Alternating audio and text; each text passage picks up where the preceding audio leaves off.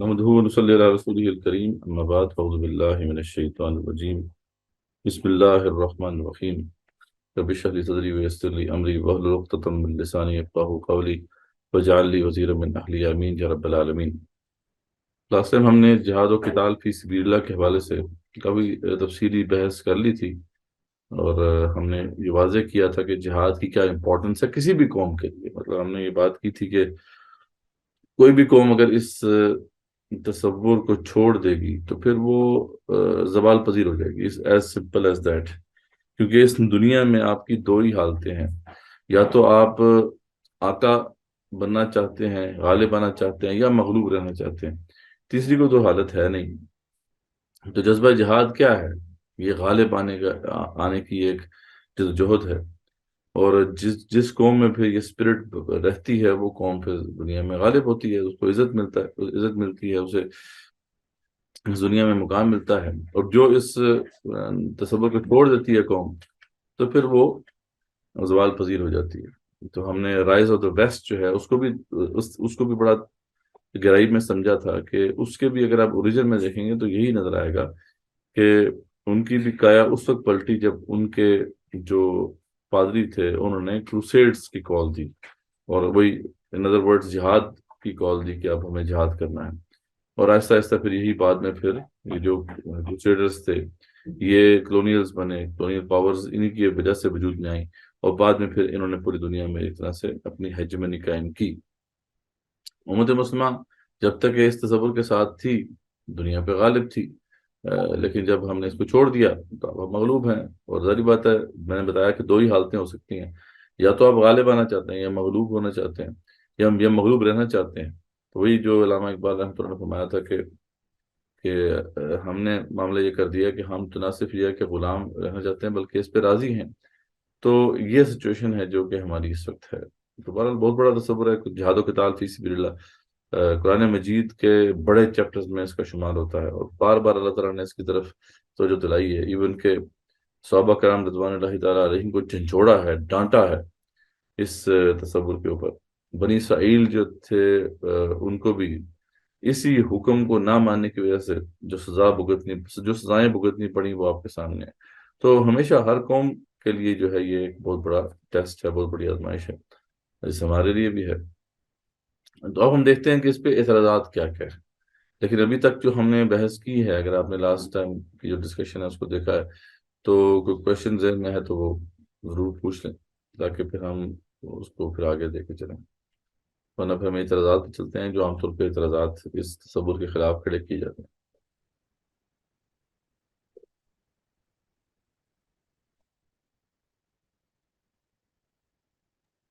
جی، اس کی فرضیت تو واضح ہے، میرے خیال میں اعتراضات پہ تو سب سے پہلے جو ایک اعتراض کیا جاتا ہے کہ ویسے تو اس پہ بہت سے اعتراضات ہیں نا، یعنی سب سے بڑا نظریہ یہ ہے دین کا جو کہ اس وقت اسلام دشمن جو قوتیں ہیں ان کو کھٹکتا ہے، تو اس لیے ان کا پورا زور اس کے اوپر ہے کہ وہ اس میں کنفیوژن پیدا کریں۔ اور ہمارے اپنے ساتھی بھی، اب اپنے مسلمان بھائی بھی جو ہے آج کل ان لوگوں کے ساتھ ملے ہوئے ہیں، تو خیر بہت سے اعتراضات ہیں۔ ہاں، تو کچھ بڑے بڑے جو اعتراضات ہیں ان کو دیکھ لیتے ہیں۔ سب سے پہلے ایک اعتراض آتا ہے کہ جہاد مع نفس کفار کے خلاف جہاد سے بڑا جہاد ہے، تو ہمیں تو جہاد نفس کے خلاف کرنا چاہیے۔ اس کی بنیاد ایک روایت ہے، ٹھیک ہے، یہ امام بہقی سے مروی ہے، کہ جس کے اندر یہ ذکر آتا ہے کہ کچھ مجاہد رسول اکرم صلی اللہ علیہ وسلم کے پاس آئے تو آپ اس نے فرمایا کہ واپسی پر خوش آمدید، تم چھوٹے جہاد سے اب بڑے جہاد کی طرف آ گئے ہو۔ تو وہ کیا ہے یا رسول اللہ صلی اللہ علیہ وسلم، انہوں نے پوچھا، تو آپ صلی اللہ علیہ وسلم نے جواب دیا، کسی کا اپنی خواہش نفس کے خلاف جہاد کرنا۔ تو یہ اکثر حدیث پیش کی جاتی ہے، لیکن یہ اصل بڑا جہاد تو یہ ہے، وہ تو چھوٹا جہاد ہے، مار کے حق و باطل کے اندر لڑائی کرنا کفار سے۔ بڑا جہاد تو نفس کے خلاف جہاد ہے، ٹھیک ہے۔ اچھا، اب یہ جو لوگ، کیونکہ عام طور پہ چیزیں اتنی مشہور ہو جاتی ہیں نا کہ اس پہ بندہ سوچتا ہی نہیں ہے، لیکن اگر غور سے دیکھیں اور اس دلیل کی بنیاد کو اگر آپ دیکھیں تو یہ بالکل بودی ہے، یعنی یہ حدیث جو ہے یہ ضعیف روایت ہے، ٹھیک ہے۔ تو اب اس کے اندر جو ہے جو ویسے تو جہاد مع نفس کی امپورٹنس اپنی جگہ پہ ہے کہ نفس کے خلاف بھی ہم نے جہاد کرنا ہے، ہم نے لاسٹ ٹائم جو ہے اس کے حوالے سے بات کی تھی۔ لیکن اس روایت کے اندر ایک اہم بات یہ ہوئی ہے کہ اس کے اندر جو ہے ایک طرح سے جو اصل جہاد فی سبیل اللہ کا تصور ہے وہ ڈیگریڈ ہوا ہے، یعنی اس کے مقابلے میں جہاد مع نفس کو جو ہے وہ اس کی امپورٹنس کو زیادہ جو ہے اجاگر کیا گیا ہے. تو یہ لیکن روایت ضعیف روایت ہے، ٹھیک ہے، اور اس میں کئی اعتبارات سے ذوق موجود ہے. تو اس لیے اور بعض جو ہے بعض جو محدثین ہیں انہوں نے اس کے کئی راویوں پر جو ہے کوشچنز اٹھائے ہیں. تو اب اس طرح کی ایک بے بنیاد سی چیز کو لے کے ایک پورا نظریہ گھڑ لینا اور جہاد فی سبیل اللہ کا اتنا بڑا نظریہ جو ہے اس کے خلاف ایک پروپیگنڈا کرنا، یہ بہت بڑا جرم ہے جس کا ارتکاب لوگ کرتے ہیں. تو ہمیں اس سے ہوشیار رہنا چاہیے. تو یہ اس کی بنیاد ہے، اور یہ بنیاد بالکل بودھی ہے. ایسی حدیث جو ہے کوئی ایگزسٹ نہیں کرتی ہے، یہ ضعیف روایت ہے. ٹھیک ہو گیا.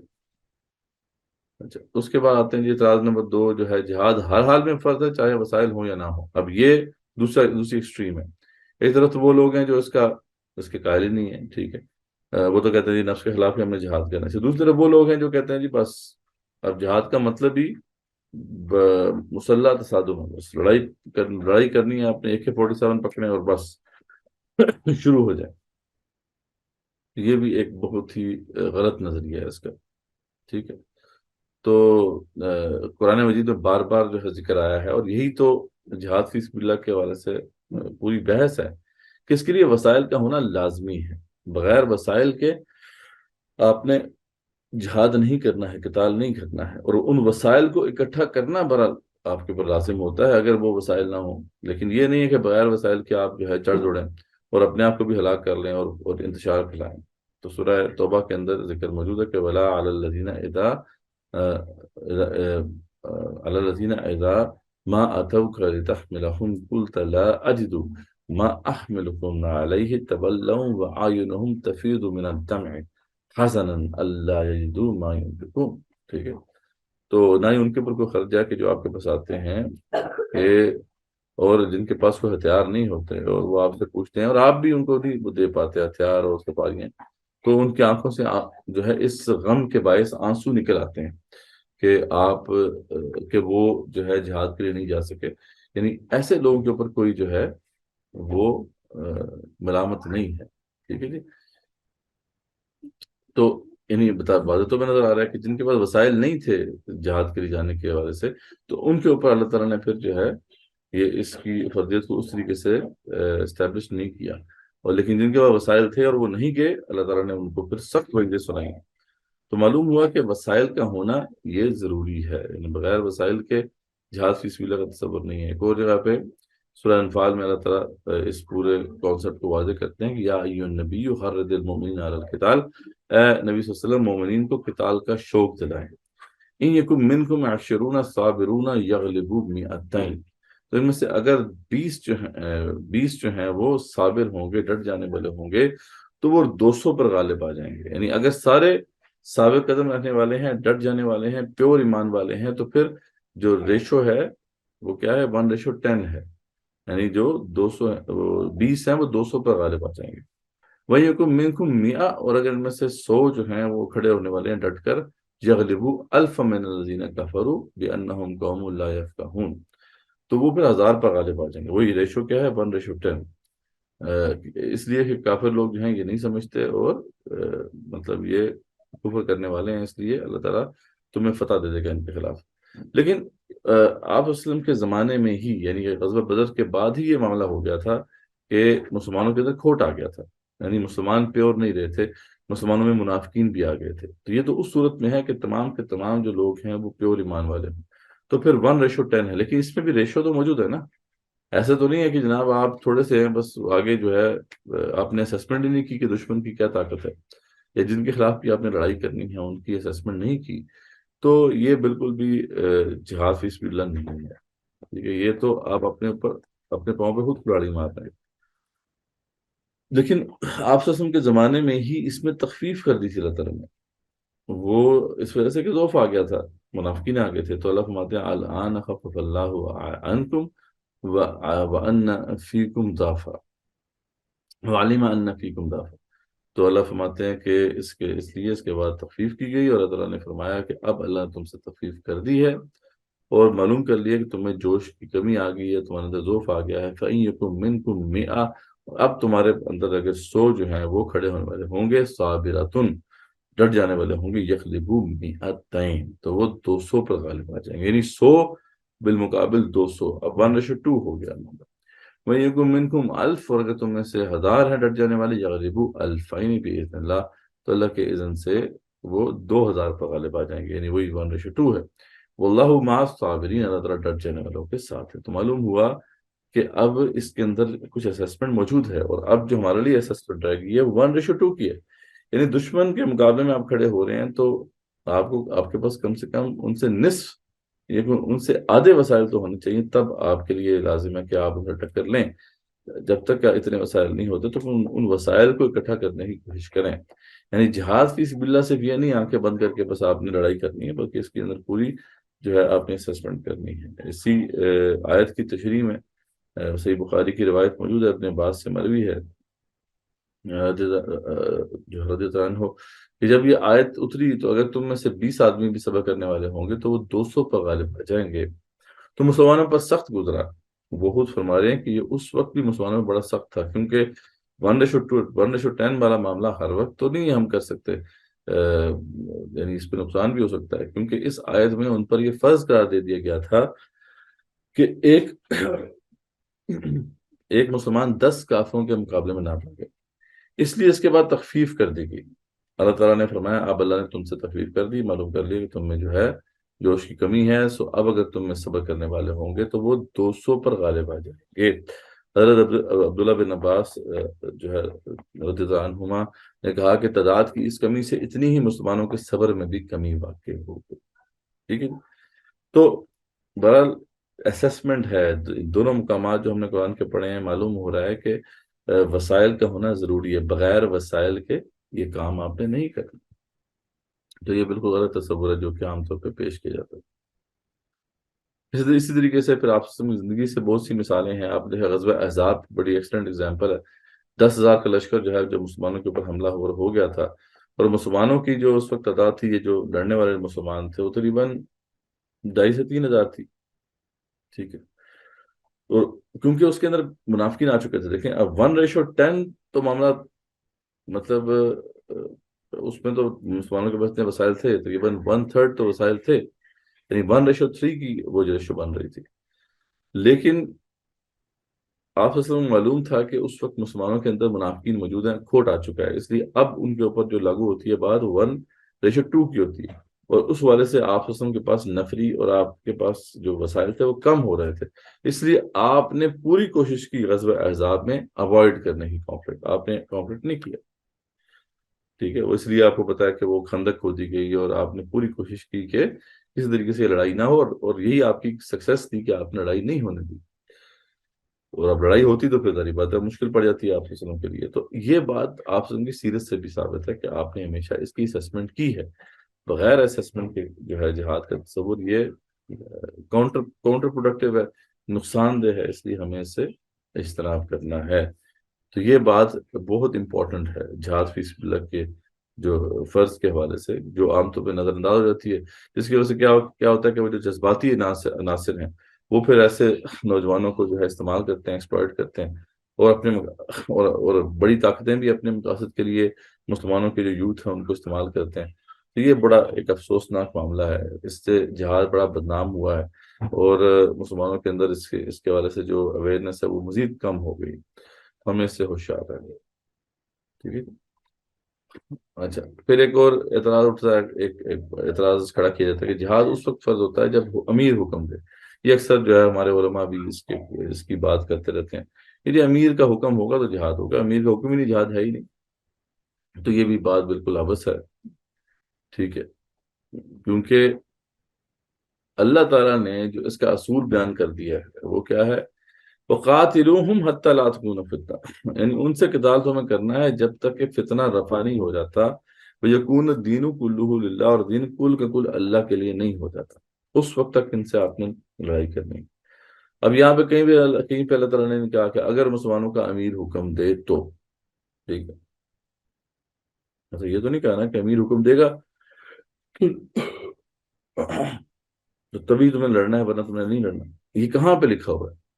ٹھیک ہے، اور ویسے بھی یہ illogical بات ہے، یہ عقل میں آنے والی بات ہی نہیں، کامن سینس والی بات ہے کہ جو مسلمانوں کا امیر خود اللہ کے احکامات نافذ نہیں کر رہا تو وہ کیسے آپ کو قتال کا حکم دے گا بھائی؟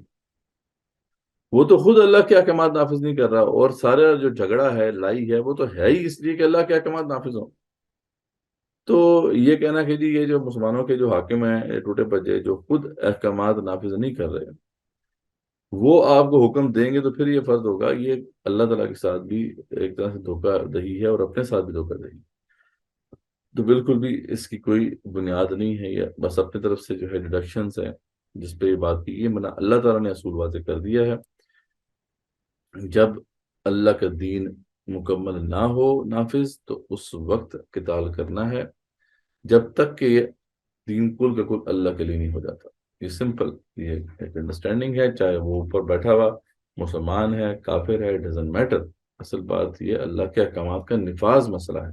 اللہ نے کہیں نہیں کہا کہ اگر مسلمان یہ کام کرے، وہ کفر کا فتنہ نافذ کرے، اللہ کے احکامات توڑ دے، تو تم اس کے خلاف کچھ بھی نہ کرو، بلکہ اس کا ویٹ کرو کہ وہ تمہیں جہاد کا حکم دے، تو پھر یہ فرض ہوگا۔ یعنی کتنی لاجیکل بات ہے، تو اس کی کوئی بنیاد نہیں۔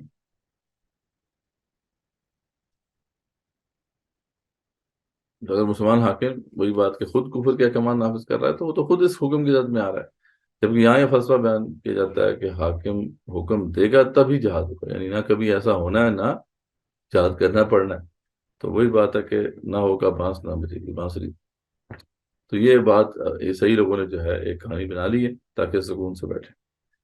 پھر اس کے بعد اعتراض نمبر 4 جو ہے مسلمان حاکم کے خلاف کسی صورت بھی جہاد نہیں ہو سکتا۔ ایک اور یہ فلسفہ ہمارے ہاں ایک پورے مکتبہ فکر ایک فقہ کی طرف سے آتا ہے کہ یہ مسلمان حاکم جو ہے نا اس کے خلاف کوئی جہاد نہیں، یہ تو ہے کفار کے خلاف جہاد ہے، ٹھیک ہے جی، تو اس لیے آرام سے بیٹھے ہیں آپ۔ یہ بھی بالکل ابس بات ہے، ٹھیک ہے۔ اور اس پہ ابن کثیر رحمۃ اللہ علیہ جو کہ ابن تیمیہ کے شاگردوں میں سے تھے، انہوں نے بھی اس پہ پوری تفصیل سے بات کی ہے، اور ابن تیمیہ نے خود بھی اس پہ بات کی ہے۔ اب بالکل وہ دو دو چار کی طرح یہ بات ہے، یہ بالکل illogical بات ہے یہ کہنا کہ جی جو بھی مسلمانوں کے حکمران ہیں ان کو آپ چھوڑ دیں، کھلی چھوٹ دے دیں، تو اس میں جو حکم ہے وہ کیا ہے کہ ہر وہ گروہ جو اسلام کے ظاہر اور متواتر احکام و شرائع میں سے،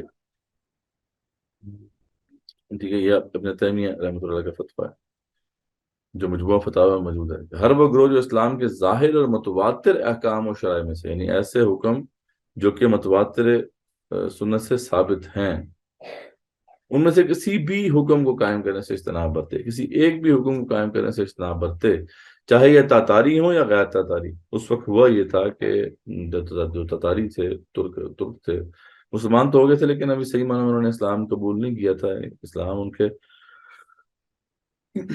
دلوں میں داخل نہیں ہوا تھا۔ تو انہوں نے یہ بات جو ہے کی کہ جیسے ہی وہ اسلام میں آئے تو انہوں نے قرآن نافذ نہیں کیا اپنے علاقوں میں، بلکہ جو ہے ایک وہ جو یاسک کی بنی ہوئی کتاب تھی، وہ تذکرہ چنگیزی، اس کو جو ہے نافذ کر دیا۔ اب اس کے اندر چنگیز خان کے کچھ قوانین تھے، کچھ اور لوگ مطلب ملوبہ تھا، وہ مکسچر تھا، کچھ اسلام کے بھی قوانین تھے، کچھ کرسچینٹی کے بھی تھے، وغیرہ وغیرہ۔ تو جب انہوں نے یہ نافذ کیا تو اس وقت ابن تیمیہ سے یہ پوچھا گیا تھا کہ اب ہم کیا کریں، یہ تو کلمہ گو ہیں اور اللہ کے احکامات پر نافذ نہیں کر رہے۔ تو اس پہ انہوں نے پھر یہ فتویٰ واضح کیا تھا کہ دیکھو ان سے قتال فرض ہے یہاں تک کہ اسلام کی قوانین و شرائع کی پابندی نہ کرنے لگیں، اگرچہ وہ اس کے ساتھ ساتھ شہادت کے اقراری ہی کیوں نہ ہوں، یا حتیٰ کہ بعض دیگر احکامات کے پابند بھی کیوں نہ ہوں، جیسا کہ سیدنا ابوبکر اس پہ دلیل کدھر سے لے کے آئے۔ ابن تیمیہ رحمۃ اللہ علیہ وہ اپنے پاس سے تھوڑی یہ بات کر رہے ہیں، وہ کہہ رہے ہیں کہ اس پہ سب سے بڑی دلیل تو ابوبکر صدیق جو ہے رضی اللہ عنہ اور دیگر صحابہ کرام رضوان اللہ تعالی علیہم کا عمل ہے کہ جب رسول اکرم صلی اللہ علیہ وسلم کے بعد بعض جو قبیلے تھے انہوں نے زکوٰۃ دینے سے انکار کر دیا۔ اب دیکھیں مکلمہ پڑھ رہے تھے، اللہ کا اقرار کرتے تھے، اللہ کو مانتے تھے، دین اسلام کو تسلیم کرتے تھے، آپ اسلام کو تسلیم کرتے تھے، لیکن انہوں نے ایک حکم کے حوالے سے یہ بات طے کی تھی کہ ہم زکوٰۃ جو ہے وہ نہیں دیں گے مسلمانوں کے خلیفہ کو۔ تو اس پر ابو بکر صدیق نے جو پھر ایکشن لیا تھا اس پہ کیا پھر شک کی گنجائش آ جاتی ہے کہ بھئی کلمہ گو مسلمان اگر اللہ کے احکامات کے نفاذ میں حائل ہوتا ہے تو پھر اس سے بھی لڑائی کی جائے گی، صرف کلمہ اسے بچا نہیں سکتا۔ تو معلوم ہو کہ جب تک اسلام کے احکامات کی عملاً پابندی نہ ہو جائے اس وقت تک اسلام کو خالی اپنا لینے سے قتال ساقط نہیں ہو جاتا۔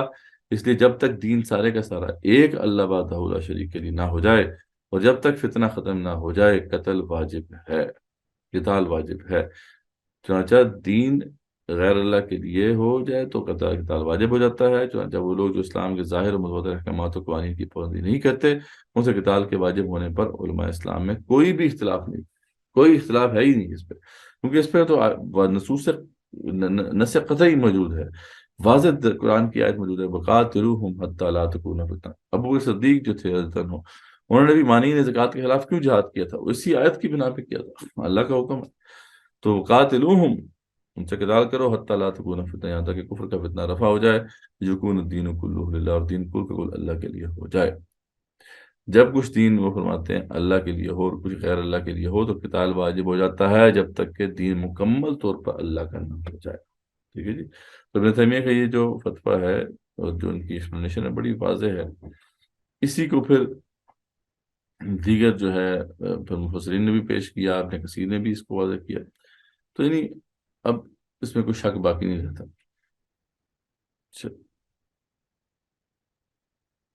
اب یہ میں بتانا چاہ رہا تھا کہ جیسے پہلے بھی ہم نے ذکر کیا نا کہ دیکھیں یہ تو بڑی اہم ایک ذمہ داری ہے نا، کسی بھی قوم کے اندر اس جذبے کو آپ نکال دیں، یعنی یہ دیکھیں کہ بھی جہاد تو آپ نے کرنا ہے لیکن اپنے حاکموں کے خلاف نہیں کرنا، پھر تو آپ کچھ بھی نہیں کر سکتے۔ مطلب اگر آپ کے حاکم خراب ہو گئے تو کیا چپ کر کے بیٹھ جائیں گے آپ؟ حالانکہ آج بھی دنیا کی جو جتنی بھی کانسٹیٹیوشنز ہیں، یعنی اب تو دنیا ترقی کر چکی ہے نا، اب تو پھر بات ہو رہی ہے سوشل کانٹریکٹس کی، عمرانی معاہدوں کی اور پھر جدید ریاستوں کی، تو ان ریاستوں کے اگر آپ نکال کے دیکھیں گے آئین کانسٹیٹیوشنز، اس کے اندر بھی یہ بطور حق کے طور پہ اسٹیبلش کیا گیا کہ اگر مسلمانوں کا حاکم ظلم کرتا ہے تو اس کے خلاف جو ہے کھڑا ہونا یہ ہر شہری کا حق ہے۔ جیسے declaration of the rights of man and citizens, یہ جو فرینچ ریولوشن کے بعد جو ان کا عمرانی معاہدہ طے ہوا تھا پھر بعد میں کانسٹیٹیوشن کا حصہ بھی بنا، اس میں کیا لکھا ہوا آرٹیکل 33 to 35 میں، یعنی یہ جس کی اردو ٹرانسلیشن ہے کہ ظلم کے خلاف مزاحمت دیگر انسانی حقوق جن کو طے کیا گیا ہے کا حاصل ہے۔ معاشرتی اکائی میں کسی ایک فرد کے ساتھ ظلم اس اکائی کے ساتھ ظلم ہوتا ہے، اس معاشرتی اکائی کے ساتھ ظلم اس کے ہر فرد کے ساتھ ظلم ہوتا ہے۔ جب حکومت عوام کے حقوق اور ان میں سے کسی حصے کو پامال کرتی ہے، حکومت عوام کے حقوق اور ان میں سے کسی حصے کو پامال کرتی ہے تو بغاوت لوگوں کا حق ہے۔ سبحان اللہ۔ اور یہ حق تمام حقوق سے زیادہ مقدس اور تمام ذمہ داریوں سے زیادہ ناگزیر ہے۔ بتائیں، تو ہم مطلب جو ہے کہ ہوئے کس درجہ فقیہان حرم بے توفیق، کہ وہی بات ہے کہ خود بدلتے نہیں قرآن کو بدل دیتے ہیں، ہوئے کس درجہ فقیہان حرم بے توفیق۔ تو ہم نے تو بہرحال جو انسانیت جہاں تک ٹھوکریں کھا کے پہنچی ہے ہم اس سے بھی نیچے گرے ہوئے ہیں کہ ہم اس حق کو تسلیم کرنے کو تیار نہیں ہیں۔ یہی بات جو ہے ڈکلریشن آف انڈیپینڈنس پہ لکھی ہوئی ہے، آپ ذرا جا کے دیکھیں وہ کیا ہے الفاظ اس کے اندر کہ جب تواتر کے ساتھ غاصبانہ اور ظالمانہ اقدامات اسی مقصد کے لیے کیے جانے لگیں کہ ان کو متقل العنانیت کے تحت لانے پر مجبور کر دیا جائے عوام کو، تو یہ ان کا حق ہے، یہ ان کا فرض ہے کہ ایسی حکومت کا تختہ الٹ دیں، یہ رائٹ۔ ٹھیک ہے جی۔ تو دنیا جو ہے آج اس کو ایکسیپٹ کرتی ہے اور انہیں کوئی مطلب شرم نہیں ہے یہ بات بیان کرنے، لیکن مسلمان جب ایسی تو کچھ نہیں کرنی، بس ہم نے لڑائی کرنی نہیں ہے، مسلمان حاکم آ جائے جو ظلم کرتا رہے ہمارے اوپر، اس نے اتنا نقصان پہنچایا ہے ہمیں، بڑا غرق کر رکھ دیا اس نظریے نے، اس عقیدے نے کہ جی ہم نے تو کچھ کرنا ہی نہیں۔ تو یہ جی کچھ اعتراضات ہیں جو بڑے بڑے اس حوالے سے ہیں، اور بھی بہت سے اعتراضات ہیں۔ ایک زمانے میں کمپائل کرنا شروع کیا ہے تو تقریباً 50 کے قریب تو اعتراضات بنتے ہیں لیکن بہرحال یہ وہ بڑے بڑے ہیں عام طور پہ جو آپ کو ہم ادھر ادھر سے سننے کو ملتے ہوں گے۔ تو جی ضرور اب کوشچنس ہم کر لیتے ہیں جی۔ کاشف بھائی۔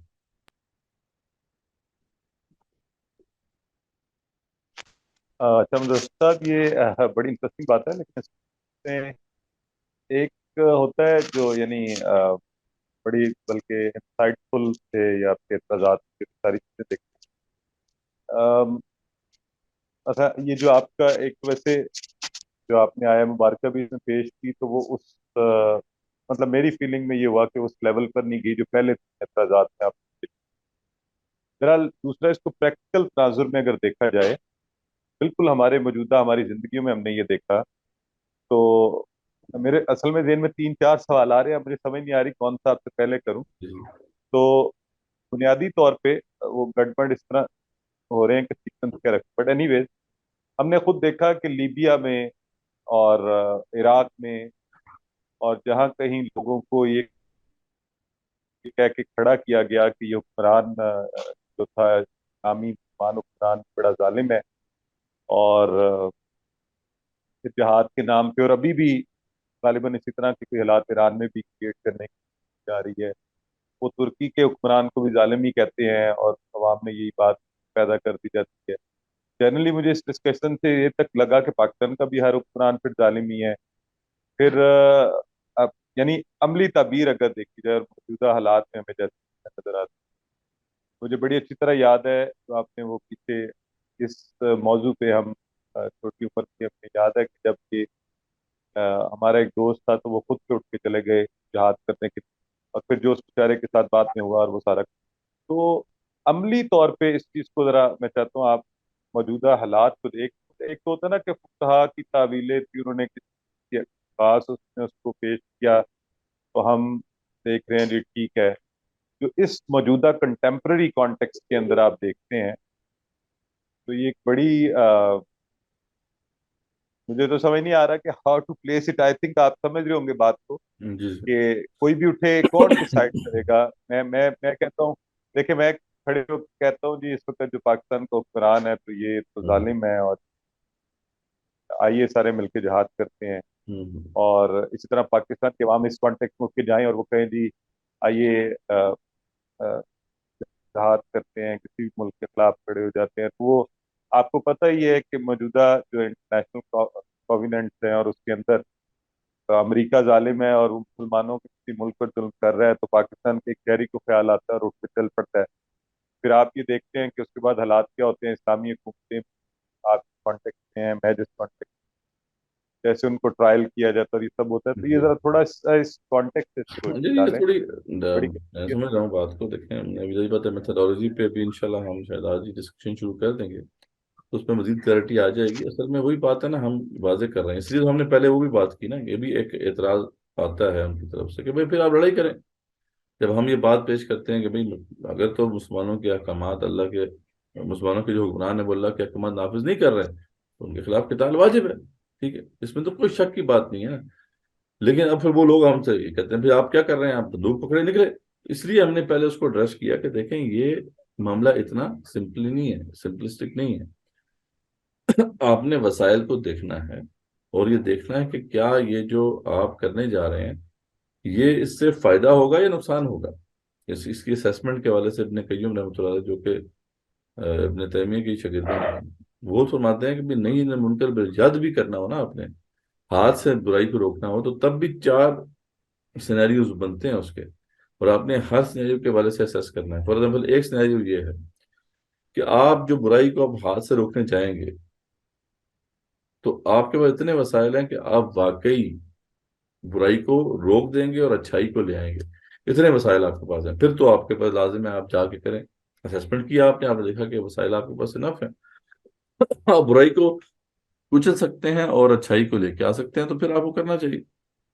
پھر ہاتھ سے روکیں اس کو، لڑائی کریں. اچھا پھر وہ کہتے ہیں نہیں اگر ایسا نہیں ہے، آپ کو نظر آ رہا ہے کہ اتنے وسائل تو نہیں ہیں لیکن اتنے وسائل ضرور ہیں کہ آپ برائی کو دبا دیں گے، معروف سے تبدیل نہیں کریں گے، تب بھی وہ کہتے ہیں کہ بہتر ہے کہ کیا جائے، لڑائی کی جائے.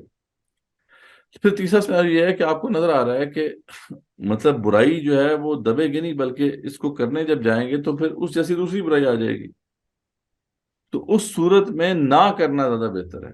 اور چوتھی کنڈیشن یہ ہے کہ آپ کو یقین ہے کہ آپ کرنے جائیں گے تو بڑا منکر آ جائے گا، بڑی برائی آ جائے گی، تو اس صورت میں یہ کرنا جائز نہیں ہے. تو یہی اصول جو ہے یہاں پہ نا کہ اسیسمنٹ آپ کو ضرور کرنی ہے. آج کا دور اصل میں اس لحاظ سے بالکل سابقہ ادوار سے مختلف ہے.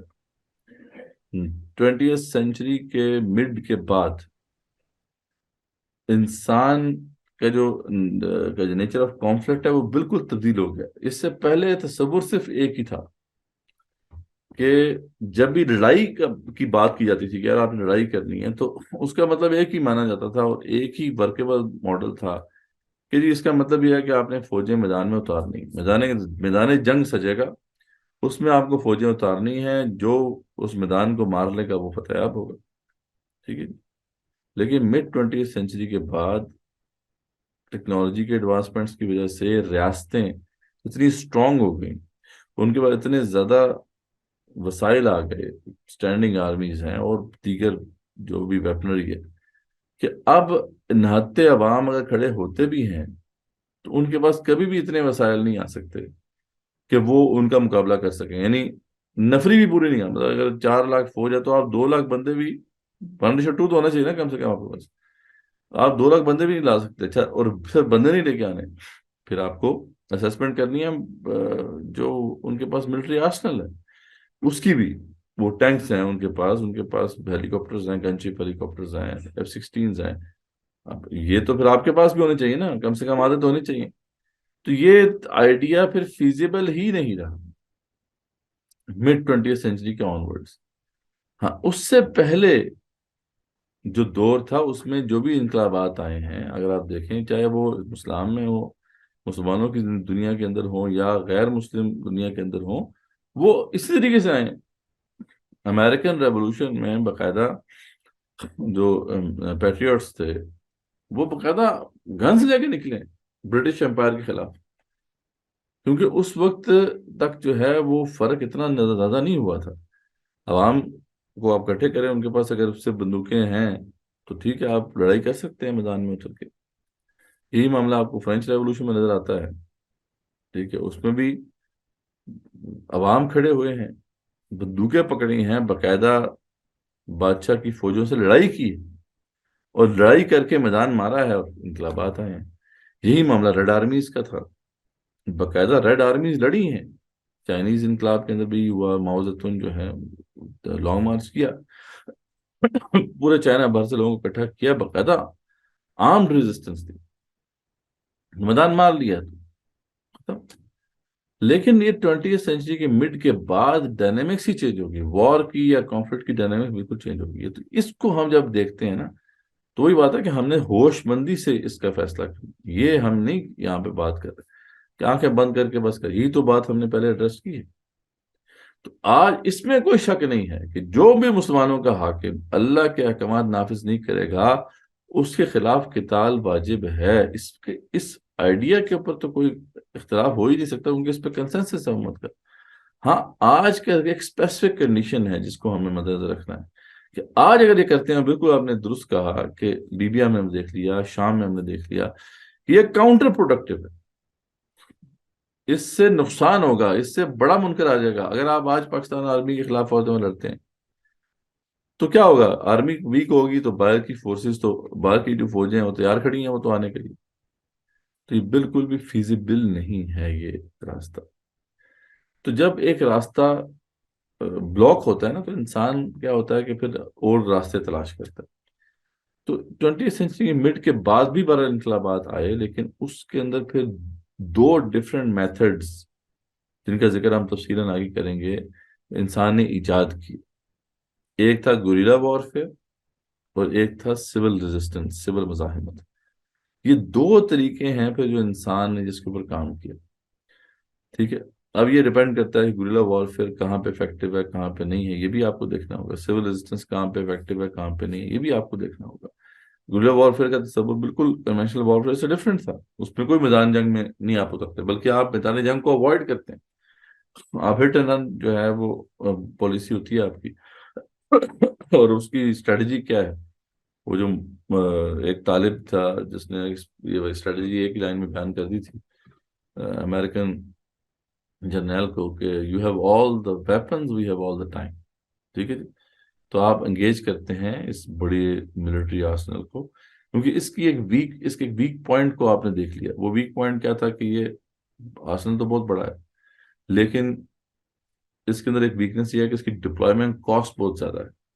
ٹھیک ہے، تو وہ انہوں نے دیکھا کہ اگر زیادہ دیر تک ہم فوج کو انگیج کریں گے تو جو پیچھے جو اس کو مینج کر رہی ہے حکومت، وہ اس کی اکانومی بلیڈ کرے گی، اور ایک وقت آئے گا کہ وہ سسٹین نہیں کر پائیں گے، اس کو واپس بلا لیں گے۔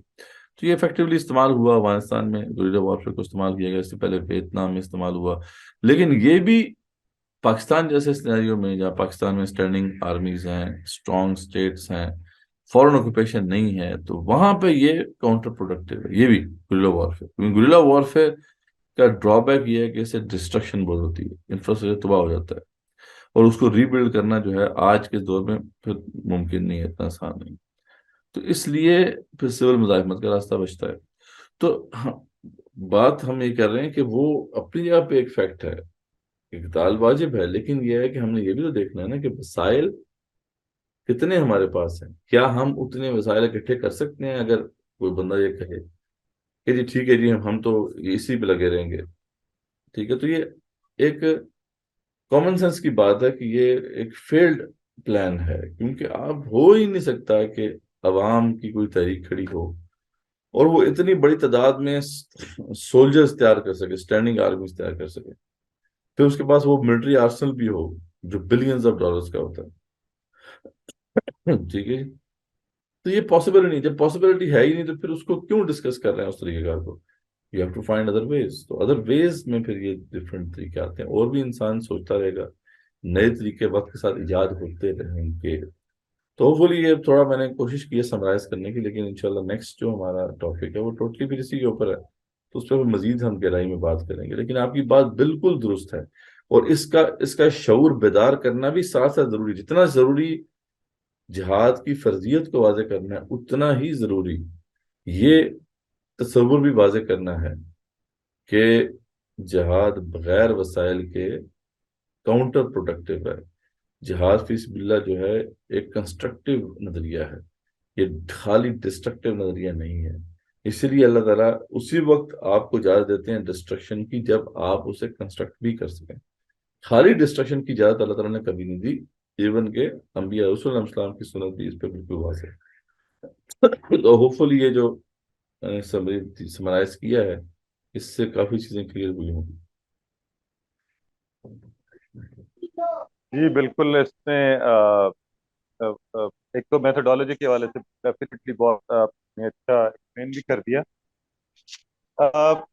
اصل میں جب آپ وہ حضرت ابوبکر صدیق والی بھی اگزامپل دے رہے تھے اور یہ ساری چیزیں میں اس وقت بھی چاہ رہا تھا، لیکن وہ اچھا یہ دیکھیں کہ آپ ابھی آپ نے سول ریزسٹنس کی بھی بات کی، تو کہ یہی نہیں الٹیمیٹلی نظر آتا کہ وہ جو اللہ کے نبی نے فرمایا یا کہ جہاد افضل جہاد یہی ہوگا، تو غالباً that was required with in the Muslim society کہ آپ اپنے امیر کے خلاف اس طرح سے جہاد کے لیے کھڑے نہ ہو جائیں، اس میں یہی مسائل پیدا ہوں گے، کون جہاد کا حکم دے گا، کون جہاد کے لیے کہے گا، کون اس کو لیڈ کرے گا، ملک میں خانہ جنگی ہوگی، حکمران پھر بھی مسلمان ہے، تو اس کے لیے غالباً پھر دیکھیں وہ حدیث بڑی سپورٹ کرتی ہے کہ افضل جہاد یہ ہے کہ آپ اپنے نفس کے خلاف اور ان حالات کے حساب سے کام کرو۔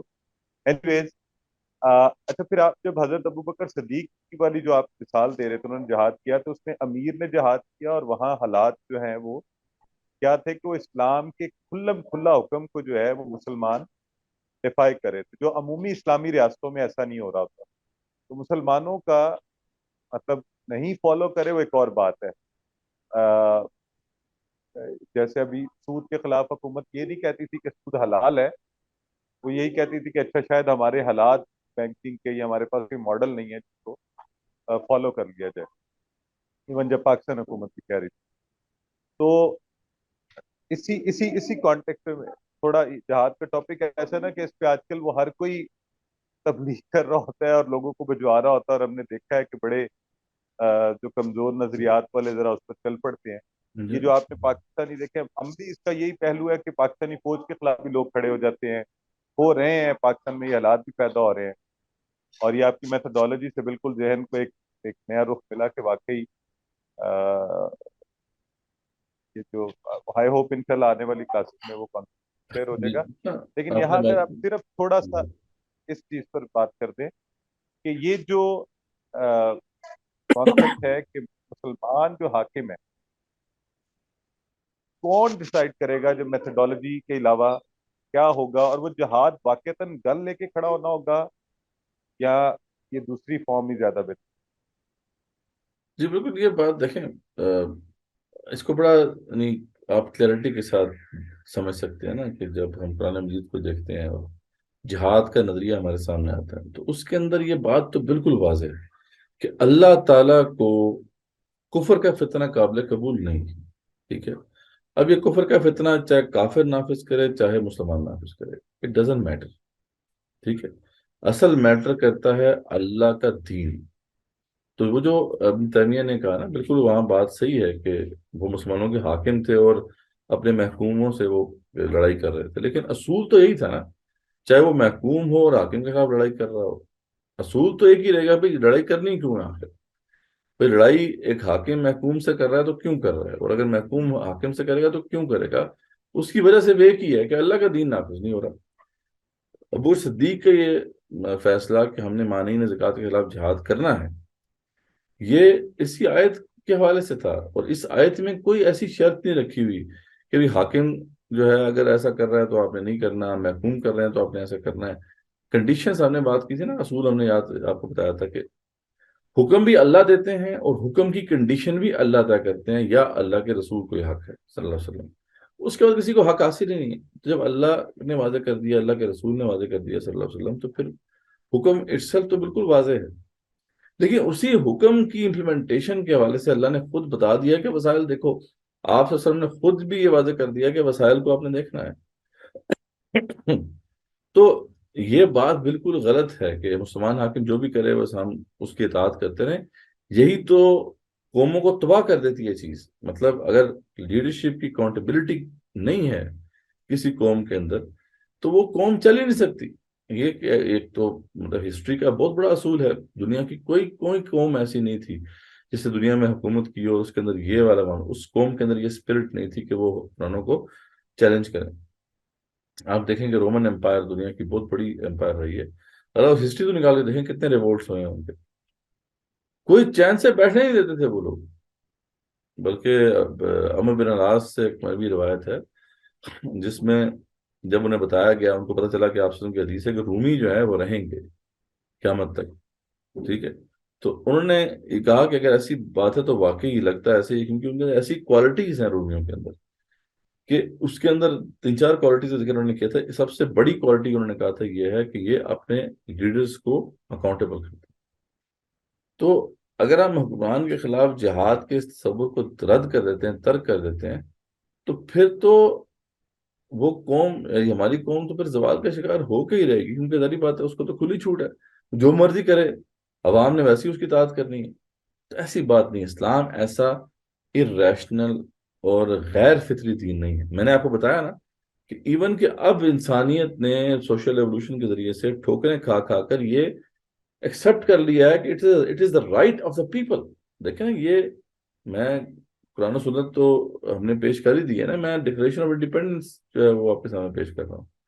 کیونکہ جدید جو تصور ریاست ہے وہ تو ہے ہی ہے نا کہ یہ ایک سوشل کانٹریکٹ ہے، ہم بھی ایک ریاست میں رہ رہے ہیں نا ہم، اور ہمارا کانٹریکٹ کیا ہے؟ سوشل کانٹریکٹ وہ 73 کا آئین ہے۔ سوشل کانٹریکٹ میں یہ بات طے ہوتی ہے کہ اگر اس کانٹریکٹ کو توڑے گی عوام تو حاکم کو حق حاصل ہے کہ اس کو سزا دے، لیکن it is the other way around as well, اگر حکمران اس کو توڑیں گے تو یہ عوام کا حق ہے۔ دیکھیں اسٹیبلشڈ ہوا ہے نا، لیکن وہاں پہ بھی اصل بات یہ ہے کہ یہ obligation تو ہے بٹ اس کے ساتھ ایک responsibility بھی ہے، اس کو ہم اگر ہم بھول جائیں گے تو پھر تو تباہی پھیلے گی۔ تو yes we have to be responsible, جو بھی کھڑا ہوگا وہ بڑا ایک سٹیپ لے گا نا، ظاہری بات ہے اس فرض کی ادائیگی کے لیے، تو اس کو رسپانسبل ہونا ہے، کیونکہ اگر وہ رسپانسبل نہیں ہوگا تو پھر خمیازہ اسے بھگتنا پڑے گا۔ اگر اس کی وجہ سے جو ہے تباہی پھیلتی ہے، اگر اس کی وجہ سے نقصان ہوتا ہے تو پھر یہ سارے کا سارا بوال اس کے اوپر آئے گا۔ اس لیے اٹس اے ہیوج رسپانسبلٹی، اور اس کو ادا کرنا ہے پراپر طریقے سے۔ اس کو جو ہے جب تک کہ وسائل نہیں آ جاتے، جب تک کہ آپ انشور نہیں کر لیتے کہ یار کم سے کم، اچھا پھر آپ صلی اللہ علیہ وسلم کی ایک اور سنت بھی ہے کہ آپ نے ہمیشہ وہ راستہ اختیار کیا ہے جس میں کم سے کم بلڈ شیڈ ہو، کم سے کم ڈسٹرکشن ہو، کم سے کم کولیٹرل ڈیمیج ہو. تو اسی لیے جو ہے ہم یہ کہتے ہیں کہ جہاں پاکستان کا کانٹیکسٹ ہے، مصر کا کانٹیکسٹ ہے، ترکی کا کانٹیکسٹ ہے، ایران کا ہو گیا، وہاں پر armed resistance is counterproductive. اس کے سول ریزسٹنس جو ہے وہ زیادہ بہتر راستہ ہے، جس کے اندر جو ہے وہ آپ فوج کے خلاف نہیں جاتے، فوج کو کمزور نہیں کرتے، بلکہ ود ان دا اسٹیٹ آپ چینج کرنے کی کوشش کرتے ہیں.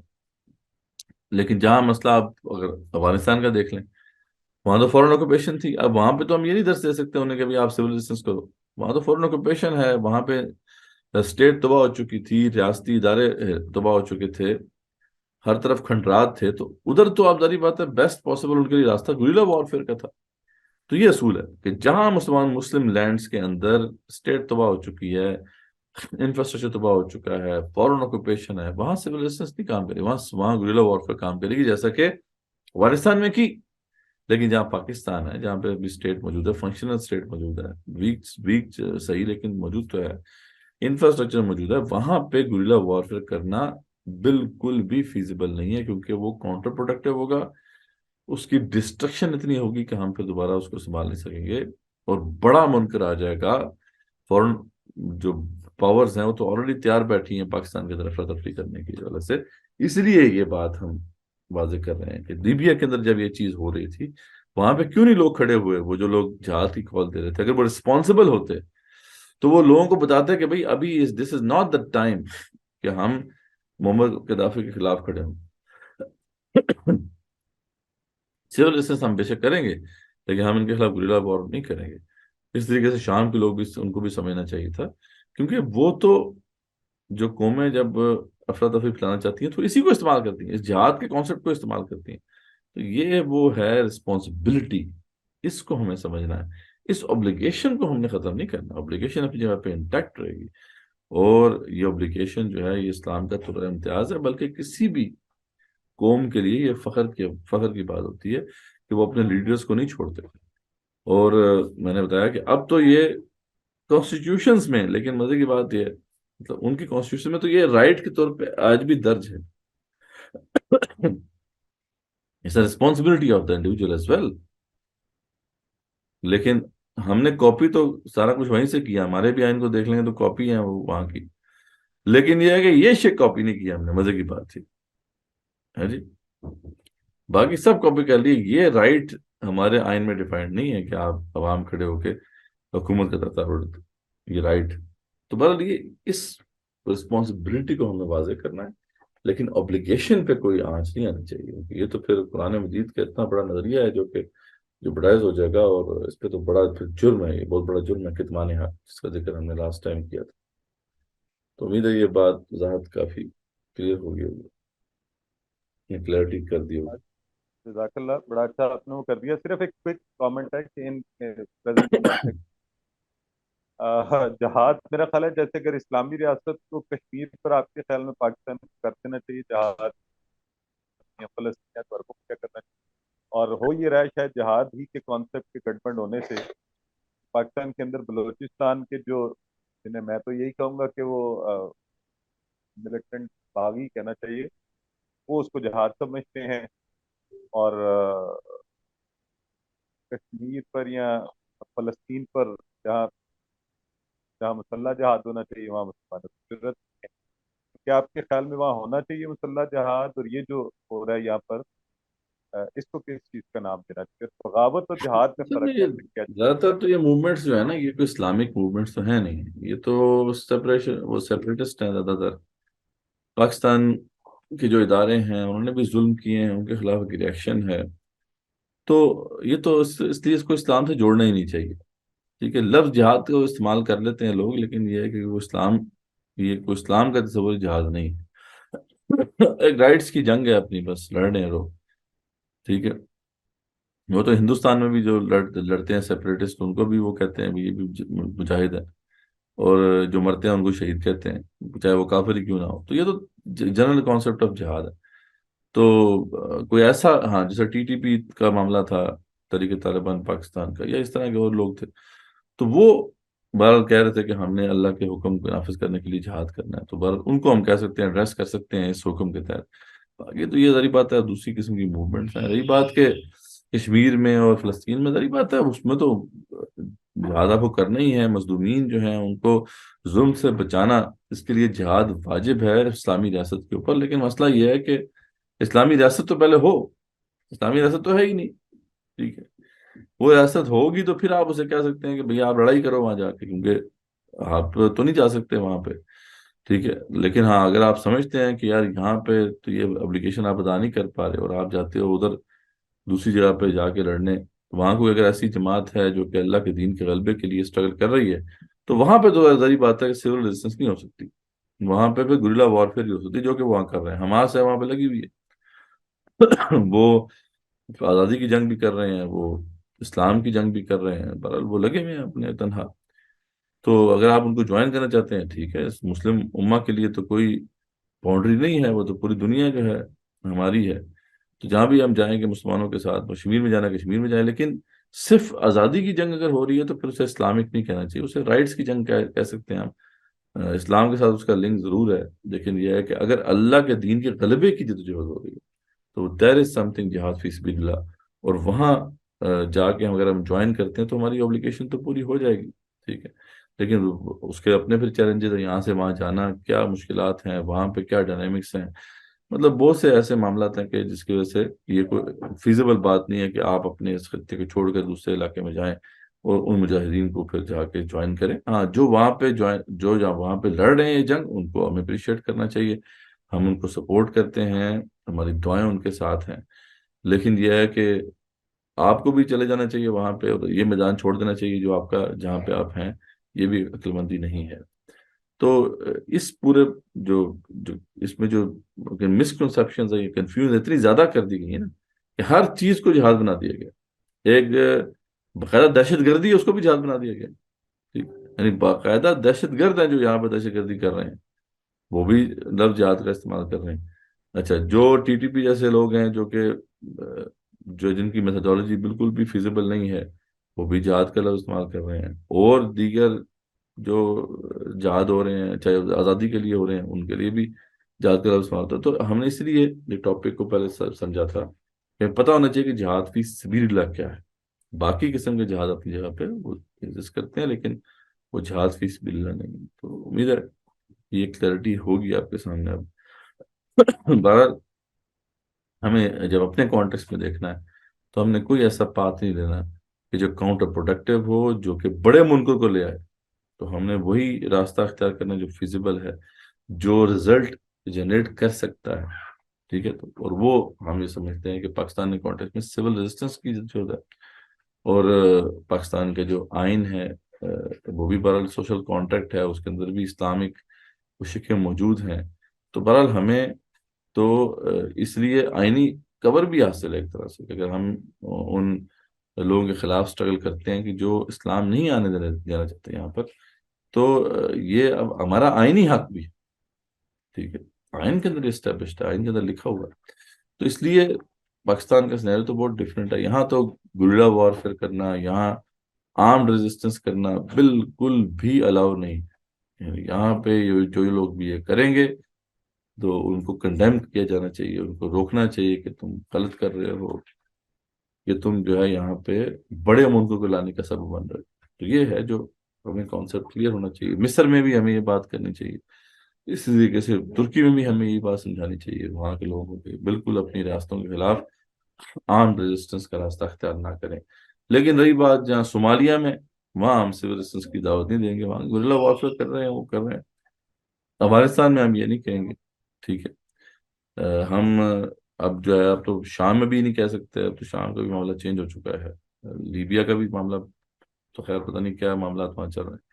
تو اس لیے ڈپینڈس کہ کہاں پہ آپ ہیں، کہاں پہ یہ اسٹرگل ہو رہی ہے.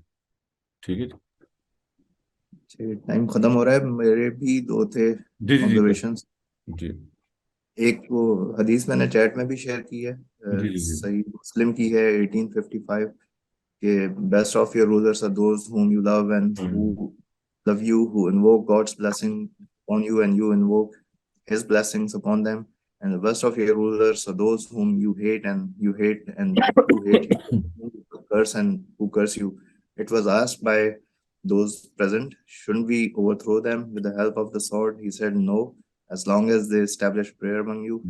If you then find anything detestable in them, you should hate their administration, but do not withdraw yourselves from their obedience. جی تو دیکھیں نا اس میں واضح ہو گیا نا کہ جب تک کہ وہ تمہارے درمیان نماز قائم کریں، ٹھیک ہے، نماز کا حکم جب تک کہ وہ تمہیں قائم کرتے رہیں. اب اس کی تشریح جو ہے وہ کئی محدثین نے جو کی ہے اس میں انہوں نے واضح کیا ہے کہ یہ تو ایک حدیث ہے نا، اس طرح کی اور بہت سی احادیث ہیں، ان تمام احادیث کو سامنے رکھنا ہوگا. آپ اس نے یہ بھی کہا کہ نہیں جب تک کہ وہ تمہارے درمیان اللہ کی کتاب نافذ کریں. ایک جگہ پہ ہے کہ جب تک کہ وہ واضح کفر کا ارتکاب نہ کریں. تو اب ان سب کو جب احادیث میں اس لیے آپ دیکھتے ہیں نا کہ جو محدثین جب ایک چیپٹر کو چیپٹر باندھتے ہیں، یعنی باب باندھتے ہیں، اس کے تحت وہ تمام ان احادیث کو اکٹھا کر دیتے ہیں، کیونکہ ہو سکتا ہے کہ ایک حدیث ایک جو ہے ایک بات کا جو ہے پورا کانسیپٹ جو ہے اس کا ایک حصہ بیان کر رہی ہے. تو اس لیے ضروری ہوتا ہے کہ تمام احادیث جو ہیں اس ایشو سے متعلق ان کو جمع کر دیا جائے تاکہ تمام پہلو واضح ہو جائیں. اب یہ ساری احادیث جو ہیں یہ کتاب الامارہ میں موجود ہیں، صحیح بخاری میں. اب مسئلہ یہ ہے کہ لیکن ایک حدیث کوٹ کر دی جاتی ہے، دوسری حدیث نہیں کوٹ کی جاتی. اب یہ کتمان حق ہے نا جو کیا جا رہا ہے، یہ فراڈ ہے جو ہو رہا ہے. ایون دو کہ اس کے اندر بھی جو حکم لکھا ہے وہ بھی ہمارے حکمران پورا نہیں کر رہے. نماز کو بین المسلمین قائم کرنا، یہ کا مطلب کیا ہے کہ جو نماز چھوڑے گا اس پہ حد لگے گی. یہاں پہ تو کوئی پرواہ نہیں ہے، ٹھیک ہے. تو یہ بھی پورا نہیں کر رہے. لیکن یہ کہ صرف یہی حدیث نہیں ہے، پوری کتاب اللہ کی کتاب کے نفاذ کی بات بھی ہے. اور کفر بوا جب تک وہ نہیں کرتے. اور کفر بوا کیا ہے؟ اللہ کے ایک حکم بھی اگر کوئی نافذ نہیں کرتا تو واضح کفر. تو ان احادیث کو ان ٹوٹیلٹی ہمیں دیکھنا چاہیے، تب یہ بات کلیئرٹی کے ساتھ ہمارے سامنے آئے گی نا کہ کیا کہا جا رہا ہے اس میں. تو یہ بات کہنا کہ یہ مسلمان کے جو حکمران ہیں اس وقت ہیں بس ٹھیک ہے جی وہ مسلمان ہے تو ہم لڑائی نہیں کریں گے، اور اس پہ یہ حدیث پیش کرنا یہ کتمان حق ہے، حق کو گمانے والی بات. ٹھیک ہے، کلیئر ہو گیا. جی، اور دوسرا ہم نے لاسٹ ٹائم کور تو کیا تھا، دوبارہ اگر کلیئر کر دیں اس کا مطلب کہ سورہ فرقان آیت 52 ہے، فَلَا تُطِعِ الْكَافِرِينَ وَجَاهِدْهُمْ بِهِ جِهَادًا كَبِيرًا. بس آپ کافروں کا کہنا نہ مانیں اور قرآن کے ذریعے ان سے پوری طاقت سے بڑا جہاد کریں. تو پہلا جو اعتراض تھا کہ جہاد مان نفس جہاد سے بڑا جہاد ہے، یا حق بات کا کہنا قرآن کے ذریعے بادل کے سامنے وہ بڑا جہاد ہے یا نہیں؟ اصل میں اس حدیث کے ساتھ مسئلہ ہے نا، یہاں پہ دیکھیں بات کی جا رہی ہے کہ بڑا جہاد ہے. آئیڈیولوجیکل وارفیئر چھوٹی بات تو نہیں ہے. وہ بھی نظریات پھیلا رہے ہیں نا کفار، تو آپ قرآن کے ذریعے سے ان کے خلاف جہاد کریں. تو یہ بھی تو ایک بڑا جہاد ہے. لیکن یہاں پہ کمپیریزن نہیں آیا. یہ نہیں اللہ نے کہا کہ یہ اس سے بڑا جہاد ہے جو کفار سے آپ لڑائی کرنی ہے. یہ اٹسیلف ایک بڑا جہاد ہے، لیکن وہ تو جس کے ضرورت و سنام کہا گیا، اسے چوٹی کہا گیا دین کی، جو اللہ کے دین کے غلبے کے لیے اسٹرگل کرنا ہے. تو یہاں پہ کیونکہ کمپیریزن نہیں ہے نا، اس لیے یہ بات تو درست ہے. وہاں پہ کمپیریزن آ گیا تھا کہ جہاد مع نفس جو ہے وہ جو اصل میں کفار کے خلاف الہ کے رحمۃ اللہ کی جو کے لیے کرنے والا جہاد ہے اس سے بڑا جہاد ہے، یعنی ڈیگریڈ کر دیا گیا اس حدیث میں. اس لیے تو وہ ضعیف حدیث ہے اور غلط بات کی گئی ہے اس کے اندر. تو یہاں پہ تو بات ٹھیک ہے. اس طرح جہاد مع نفس کی بھی اپنی امپورٹنس ہے، ہم نے اس کے اوپر بھی حدیث پیش کی تھی کہ نفس کے خلاف بھی جہاد کرنا ہے. ذری بات ہے جو یہ اسٹرگل نہیں جیتے گا تو وہ آگے اللہ کے دین کے غلبے کے لیے کیسے اسٹرگل کرے گا. تو یہ اصل معاملہ ہے. یہ بہت بڑی اسٹرگل ہے. ذری بات ہے ہم جو کام کریں گے، ابھی بھی ہم سوسائٹی میں کام کر رہے ہیں تو یہی قرآن کے ذریعے سے جہاد کر رہے ہیں. تو جب تک کہ وہ وسائل نہیں آ جاتے کہ ہم ٹکر لیں، اور پھر وہ جو صحیح طریقہ جو ہم مناسب طریقہ جو ہم نے چوز کیا ہے ایسے مزاحمت کا، اس کے لیے بھی کچھ وسائل چاہیے. جب تک کہ وہ نہیں آ جاتے اس وقت تک ہم ذری بات ہے آئیڈیولوجیکل وارفیئر ہی کریں. تو اس لیے جو ہے نا یہاں پہ کوئی کمپیریزن نہیں ہے. یہ نہیں کہ جناب اس کو اسی کو پکڑ لیں اور باقی جو ہے اس کو چھوٹا بنا دیں. یعنی اس حدیث میں جو ظلم ہوا نا وہ حدیث تو کہنا نہیں چاہیے، ضعیف حدیث کو حدیث نہیں کہنا چاہیے. وہ تو ضعیف اس لیے کہا گیا نا. تو وہ جو بھی کسی کا قول ہے وہ اس کے اندر ظلم یہ ہوا کہ اس اتنے بڑے کانسیپٹ کو ڈیگریڈ کر دیا گیا، جو کہ بالکل غلط ہے. ٹھیک ہے نا. تو یہ بس کلیئر ہو گیا. Thank you. چلیں. تو باقی جو ہے کوشچن اگر ہیں تو کوئی پوچھ لیں، ورنہ پھر ہم انشاءاللہ اس کو نیکسٹ ٹائم زیادہ کلیئرٹی کے ساتھ یہ باتیں اور آ جائیں گی جب ہم میتھڈالوجی پہ بات کریں گے. آج ہم نے کافی حد تک یہ تو کر لیا. ہاں ایک اور کانسیپٹ جس کے ساتھ جڑا ہوا ہے وہ بڑا امپورٹنٹ ہے, تھوڑا سا دیکھ لیتے ہیں اسے. وہ یہ ہے کہ التزام جماعت. ظاہر بات ہے جہاد فی سبیل اللہ بغیر پھر ایک آرگنائزیشن بلڈنگ کے نہیں ہو سکتا. وہی اصول ہے مالا یتیم الواجب اللہ بہ فواجب. جس واجب کو ادا کرنے کے لیے جو چیز چاہیے ہوتی ہے وہ بھی واجب ہوتی ہے. یہ فطری تقاضا ہے. ایک بندہ کہ جی میں اکیلے اللہ کا دین غالب کر لوں گا تو یہ بیوقوفی ہے. تو اگر وہ سیریس ہے تو ظاہر بات ہے وہ آرگنائزیشن کا حصہ بنے گا. تو اس لیے یہ التزام جماعت کسی بھی آرگنائزیشن ایسی آرگنائزیشن کا حصہ بنا یا ایسی آرگنائزیشن کو بلڈ کرنا فرام اسکریچ یہ ہم پر واجب ہے. ٹھیک ہے جی. اور اس حوالے سے بے شمار مقامات پہ اللہ تعالیٰ نے یہی بات واضح کی ہے کہ اللہ تعالیٰ کا وعدہ جو ہے وہ جماعت کے ساتھ ہی ہے, حزب اللہ کے ساتھ ہی ہے. ایک فرد کا ذریعہ بات ہے کام ہے ہی نہیں کہ وہ اکیلے کرے. تو اس لیے ایک اجتماعیت کا حصہ بننا یہ بھی دین کے اہم ترین تقاضوں میں سے ہے. اور دین کا مزاج بھی بہرحال یہ ہے کہ اس میں جو ہے جماعت کے حصے جماعت میں رہنے کا کہا گیا ہے تاکہ آپ فتنوں سے دور رہ سکیں. تو یہ ساری اس حوالے سے جو ہے جو اس حوالے سے نصوص ہیں وہ بیان کی گئی ہیں یہاں پر. لیکن یہ بات سیدھی سی بات ہے. یہ ایک لاجیکل کنکلوژن ہے کہ جب آپ جہاد فی سبیل اللہ کرنے جائیں گے تو آپ اکیلے نہیں کریں گے. نہ ہی اکیلے کرنا فیزیبل ہے. آپ یا تو آرگنائزیشن بلڈ کریں گے, لوگوں کو ہم خیال بنائیں گے, یا آپ کو آلریڈی کوئی ایسا سیٹ اپ موجود ہے تو آپ اس کا حصہ بن جائیں گے. ہاں بہرحال اس کا اصول یہی ہے کہ کہ کس جماعت میں ہم نے شامل ہونا ہے. اس کا واضح اور اعلانیہ مقصد اللہ کے دین کا غلبہ ہو. یہ نہیں کہ جناب وہ کچھ سیکرٹ انہوں نے رکھا ہو, نہیں, واضح مقصد ان کا یہ ہے تو ٹھیک ہے.